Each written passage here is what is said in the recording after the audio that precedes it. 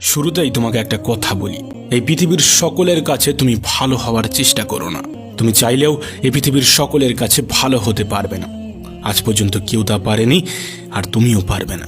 যদি সৎ হতে হয়, যদি ভালো হতেই হয়, তাহলে নিজের কাছে হও, নিজের পিতামাতার কাছে হও।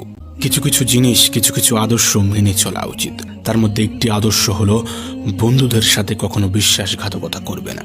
শুধু তাই নয়, বিশ্বাসঘাতকের সাথেও কখনো বন্ধুত্ব করবে না। নিজের মধ্যে একটা জিনিস থাকা খুবই প্রয়োজন, খুবই জরুরি, আর তা হলো সৎ সাহস। যদি ভুলকে ভুল এবং ঠিককে ঠিক বলার সাহস তোমার মধ্যে না থাকে, তাহলে তোমার মধ্যে সৎ সাহস এবং ক্ষমতা কোনোটাই নেই। তোমার সাথে তোমার রবের সম্পর্ক সব থেকে বেশি গভীর হওয়া উচিত। এই পৃথিবীতে এমন একটা সম্পর্ক থাকা অত্যন্ত জরুরি, যার সাথে আমাদের মনের দুঃখ, কষ্ট, অভিযোগ সমস্ত কিছু নির্দ্বিধায় বলতে পারবো। আর সে সম্পর্ক অবশ্যই তোমার রবের সাথে তোমার গড়ে ওঠা প্রয়োজন। তোমার রবের সাথে এমন একটা সম্পর্ক গড়ে ওঠা অত্যন্ত জরুরি। মনে রেখো, এই পৃথিবীতে সব থেকে বেশি দ্রুত কাজ করে মানুষের প্রার্থনা।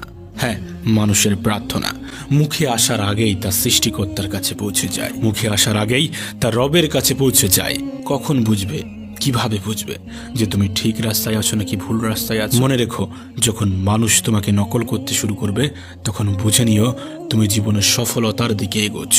তুমি সঠিক রাস্তায় আছো, তুমি ঠিক রাস্তায় আছো। এই পৃথিবীতে তুমি যতই ভালো হও না কেন, কারণ না কারোর গল্পের খারাপ চরিত্র তো তুমি হবেই হবে। এটা বাস্তবতা, এটা সত্য কথা। জীবন এবং মৃত্যুর মধ্যে একটা বৃহৎ পার্থক্য আছে। যার কোনো গ্যারান্টি নেই, তার নামই হলো জীবন, আর যার ফুল গ্যারান্টি আছে, তার নামই হলো মৃত্যু। মনে রেখো, তুমি যদি সুখে থাকতে চাও, তুমি যদি আনন্দে থাকতে চাও, তাহলে অন্যের উপর নির্ভরশীলতা ছেড়ে দাও। তার কারণ অন্যের উপর নির্ভরশীল মানুষগুলো কখনোই আনন্দে থাকতে পারে না। এই জন্য এমনভাবে নিজেকে তৈরি করো যাতে তোমার ইচ্ছা এবং প্রয়োজনগুলো তুমি নিজেই পূরণ করতে পারো। এই পৃথিবীতে আমাদের জীবনের বিফলতার সব থেকে বড় কারণ হয়ে দাঁড়ায় আমাদের চিন্তা ভাবনা।